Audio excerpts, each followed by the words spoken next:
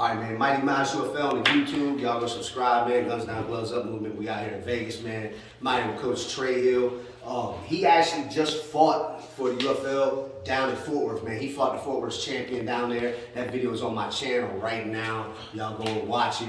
You know, we gave out medals and trophies and all that stuff. He got both that same day. He came down there with his family, his kids, his wife. Man, let me ask you a couple questions, man. So when you told me you were going to come down there, I knew you were coming because you said you were coming. So I knew you were coming and stuff, man. So what? Give me like for your first time coming out there, man. Being in, you know, he's fought in sanctioned fights. He, you know what I'm saying, he coaches USA boxing fighters and stuff like that, man. So a lot of people don't really understand the movement. So to them, you know what I'm saying, it's just a bunch of dudes in the backyard fighting, man. They don't understand that we do got guys like that can't really fight. Yeah. You know what I'm saying? And you had a guy that can actually really get down. Yeah. So, you know, give him some examples of what you felt coming out there, your anxiety, anything, man. Anything that you felt coming from the sanctioned world to fighting out here. Of course. On the anxiety front end, every fighter is going to feel fear. Right? With experience, we learn how to use the fear, right?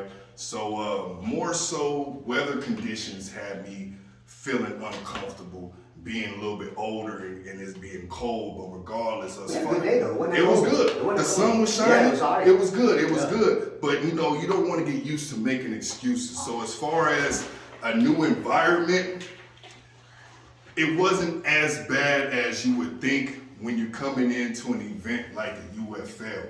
First of all, they made it to where all fighters can come, dress out, get comfortable, have interviews, talk, and establish themselves, which is very good because you don't want to feel like you're isolated or you're feeling like you're in an environment where you're unsafe, right? So UFL really does a good job with making the fighters be able to come and showcase their talent without being forced into a neighborhood situation or forced into the home team versus the away team situation. I came, I showcased my talent, I was able to fight, and I was able to get out of the ring, and everything was very relaxed, right? As far as the opponent, a lot of these situations, man, you see people that are not training. My opponent came ready to fight, and I don't want to walk through anybody. Right? So when I come to fight and I see that I could walk through you, I'm going to turn down. But when I see that you're able to challenge me, I'm going to turn up. And I was challenged. Them Texas boys really hit different. And you felt at home down there, right? Nobody makes you feel like you was like some away team, right? Man, you know what? Everybody made you feel good, right? As soon as I got there, it was nothing but love and respect for the fighters of the UFL. From the crowd, from the leaders, the owners, it was all love 100% all the way through. And that's what makes the big difference. A lot of these different sanctions treat you like a serial number. When you're legitimately loved, you come out and you perform like it. And you had your kids out there, you had horses out there. And he was lucky, man. You know, guys back in the day, we had a nice ring out there and all that stuff, man. You know, back in the day, we didn't have, you know, we fought, man, when we were just putting rocks around to make a ring or bags. We've actually in Queens we used bags out there to or spray paint. You know what I'm saying? So man, when we first started this thing, man, we were fighting on anything and everything, man. So you know where we're at now, from clubs to strip clubs to fighting on people's properties with rings being set up, whether it's inside or outside. The events have gotten crazy, man. We got people coming out there, live performances out there. We got real ring girls, you know what I'm saying? We got real bars out there where you can buy drinks. Man, this thing has come a long ways, man, and it's gonna get bigger and bigger and bigger. We're getting ready to do something out here in Vegas, me, him, and Rico. We're gonna put something huge out here. We're gonna try to make this thing as big as we can out here in Vegas coming up, man. So you gotta stay tuned for what we got going on. Subscribe to my man's channel too, man. He can tell you what it is. You Start Lifestyle, man. We promoting health, balance. We got fight videos on there too. What I want you guys to do is start saving yourselves, man. Get off the couch, live your life to your fullest, man. That's it. And man, he, like I said, so what was that ring pretty nice, man? I did like the ring. I did like the ring. I did like the setup. Everything was good from the stools to how we set up the fights. Did you eat any of the food out there? I did not get the food. My wife did. She enjoyed it. Good food, the right? venues was good. They came to showcase their talent as well. I really like the pace other fights allowed the fighters to relax and gel. And like I said, there was rewards for the fighters. So we came and our hard work was rewarded, man. We paid off and it was an enjoyable event, win or lose. It was to the point to where you can come out and train. I trained with a little bit of the fighters out there, caught some hands and some gloves, share some pointers, caught some pointers from Mouse. I'm always getting pointers from the big homie. Coach Lamb was out there, Pitbull. Major fight masterminds, bro. You know what I mean? So it was a good learning experience. Even being a coach, I went out there and I learned some lessons I would have never picked up in a sanction like USA Boxing with restrictions. It was free for all and that talent was spread like a buffet. Right, man. Yeah, man, that's why I try to tell people, man, you know, look, you can find the diamonds in the rough no matter where you're at. You know, when I first started doing this stuff, man, people used to down me because I got over 20 fights in sanctioned MMA, and I really didn't do much of this. This backyard stuff wasn't really around when I was fighting. And when like Kimbo and them came up, we looked down on those dudes, man. So I understood where they were coming from when they came at me with the same stuff. We looked at them as like we were entertained by it, but we didn't look at them as being real fighters because they were fighting in a backyard somewhere with hay barrels around and shit, you know what I mean? So we didn't look at them as being real, real fighters, man. So when they started dogging me when I first started doing this stuff, man, they didn't really understand the movement of what we were trying to do and what we got going on behind the scenes with this stuff, man, with this Guns Down, Gloves Up. We've saved a lot of people's lives out here, man. We've turned a lot of people pro from this stuff. We've given a lot of guys opportunity that they would have never thought that they were able to do ever, man. We got dudes that are in here training. I'm doing live feeds, man. They got a cage in a backyard in Dallas, Texas, man, where they got 3 different gangs out there sparring each other, man, that couldn't even come around each other at no other time. They couldn't even be in the same neighborhood with each other. They're out there sparring each other, man. They're out there working and training and trying to get better for the next UFL event that we got going on out there. The next yard event, Coach Lamb, the next Pitbull event, whatever we out there doing with BNFA, whatever we're out there doing, ATOP. Man, we always got guys that are training for this stuff now, man. They're actually working for this. So if they're out here doing that, if they're out here training and working and stuff, at least at that point in time of that day, they ain't out there killing nobody. They ain't out there selling drugs. They ain't out there hustling. They ain't out there robbing nobody. You know what I'm saying? At that point in day, they're doing something positive. So we done broke some type of the habits that they may have formed. And like I said, man, we got guys that have turned pro out here now. We got Capital Fight Management. We got Team Certified Sports. We got Footwear Production. We got a bunch of different management teams out here that are finding those diamonds in the rough that you guys look down on and think that these guys are not worth shit or they're not worth anybody's time or effort. But man, they signing contracts, man. They getting seen. They get gym memberships paid for. You know what I'm saying? They're getting hotels and stuff paid for. They're getting the stuff that they couldn't afford to do on their own because they had natural talent, natural ability that somebody peeped out. Somebody seen it.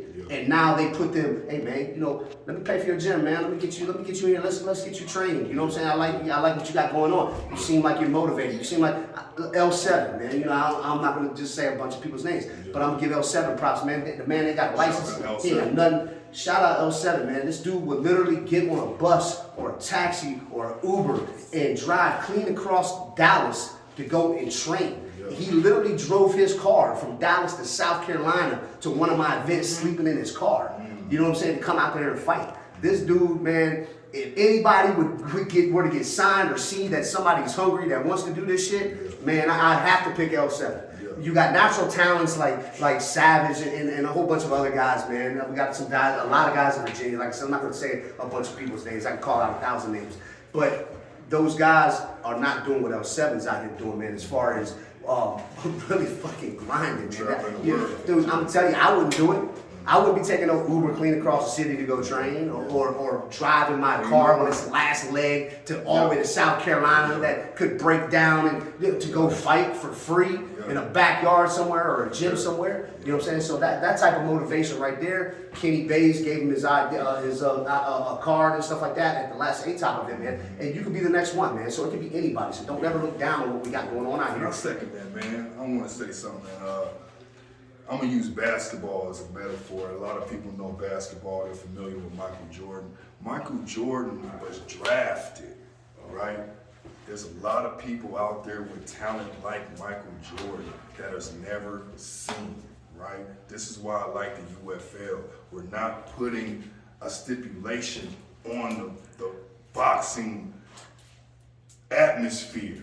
you can come in as a novice with no training and get what you need to get started. And just like he said, man, people are going from video game players to sign pro fighters, and always knew they had that knack inside them, but just needed to have that extra motivation or that template to stand on. Not to mention the success these guys are having with their YouTube.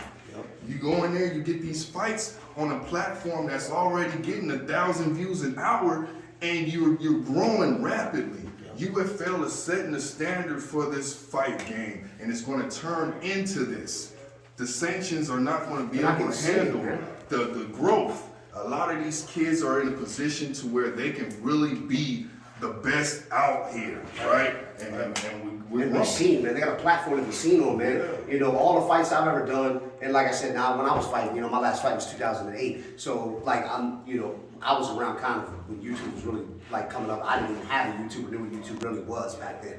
But but man, we're giving guys a platform now to come out here and fight, to be seen that they would never be seen on doing. And I'm not talking down on USA boxing or sanction shit, MMA or anything like that, man. But you know, I literally have 1,000 medals. You guys have been on my live feed. I got 1,000 medals at the house for wrestling and MMA and boxing and everything else, man. And literally, man, nobody knew me from any of that. I wasn't seen. Nobody knew shit about me. You know what I'm saying? Everything that I've done has been here in this backyard. Has been doing this street stuff, man. So a lot of these guys are like, man, why do I got to go through all these steps and get 30 USA boxing matches and make it or maybe not make it or whatever, man, when these guys got pro management teams out here right now that's ready to pay for me to get in the game. You know what I mean? So, you know, you can bypass a lot of the hurdles that you used to have to go through back in the day. Unrestricted. You know? And when we match people up, man, we match pretty evenly, right? You know what? I've had people talk about, man, that guy shouldn't have fought that guy or whatever, man. I'm like, man, I was very pleased with the matchups. You got to understand, nothing is going to be absolutely perfect. Right. Sometimes you get really good matchups as far as skill. Sometimes you get better matchups as far as weight class and size. But you got to understand, this is a platform for you to shine. And regardless if you are shorter or taller, you're still being matched according to your technique, your experience, and your weight, right? So this is what you're going to get from all the other sanctions.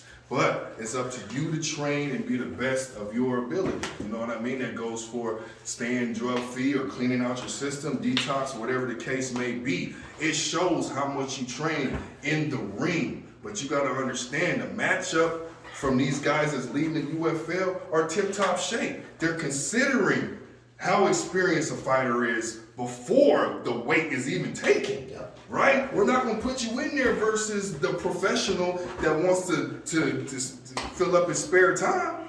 I want to add like that to the man. Like, and the reason why I said that, the reason why I asked him that is because, like I said, he's been in the sanction world for a long time. So I believe most of our fights are pretty close, man. We match people as close as we can get them, man. You know, when you got two guys out there that are the same weight, and neither one of them have fought, so we don't know what their experience is. All we know is that I got no experience, I have no experience. You guys are 170, he's 170. This guy destroys this guy, but you guys are coming in at the same level that you told us that you're at. So if this guy gets beat up off of pure genetics, or he was just a better fighter at that time, you know what I'm saying? We matched him by their skill level, and we matched them by their weight. This guy didn't say, I fought 10 times, and you've seen him on UFL, and he's done beat about 20 people up, and he's coming in here against a guy that's never fought before. We never do that, you know. So understand, man, we try to match people up as close as we can, so the people that get mad about that, or Mouse, what are you thinking? Man, we're thinking the best of our ability. You know what I'm saying? Trust me, we're not out there doing no favoritism shit. Like I said, if I don't know this guy and I don't know this guy, they're getting matched. If they both have no experience, they're getting matched. If you come out there sandbagging, man, trust me, the next time you come out there, I'm going to match you up accordingly. You know what I'm saying? So if you come out there and you a badass fighter, and you say you never fought, just come out there and mock somebody, we're going to match you accordingly the next time you come out there, if you come back out. That best of your ability, man, that's basically as good as it's going to be. A lot of different variables play into the performance, especially stage fright. A lot of those guys ain't never been in front of people ever in their life. Dumps, they gas out. A lot of people build themselves up to be something that they're not, or they look at these guys, and I get this on the comment section all the time, but I'm like, where are you at? Yeah. You get this on the comments, say, I would have done this to this guy, I would have done this to this guy. I've had guys that come out there, man, Mouse, I'm coming from such and such, I'm trying to fight 3 times. My boy from LA That came out. remind me of gimmicks. Yeah, gimmicks. The guy from LA, he came out, man, I'm trying to fight 2 or 3 times today because I'm driving 28 hours out here, 20 hours out here to fight. Okay, I'm like, look, man, you know, I understand what you think you're gonna come out here and do, or what you think that the level that you're at. He came out there and he lost his fight. I'm not talking shit. He did a great job. He had heart. He came up there and drove all the way out there. He loved what he did, but he had no way he was gonna come out there and do another fight, let alone 3 fights. And he found that out real fast. A lot of people come with these expectations that they over-evaluate themselves, man. They think that they're on a level that they're not even close to being on, or they think that we're on a level that they're way above. And then they come out there and they find out real fast that this shit, you were gassed after that fight. Did you cut him in another fight like that? I've been in a lot of fights, Mouse, real talk. And that's the first time I've been challenged in the last 5 years to where I was on a 33-second survival. Yeah. You know, it was a real fight. It was a war. You know what I mean? And it came down. That video's on the channel, man. Yeah, you know what I mean? It came down to me overcoming adversity with him being his size. Yeah. And I had to adapt mid-fight. It wasn't no preemptive plan. You know what I mean? So you guys thinking that you're gonna come over here and steamroll some of these heart-filled fighters, you need to understand this is another man on the other side of the ring. It's another woman on the other side of the ring that's preparing for your same aggression. And it's gonna get nothing but bigger and better as they grow, man.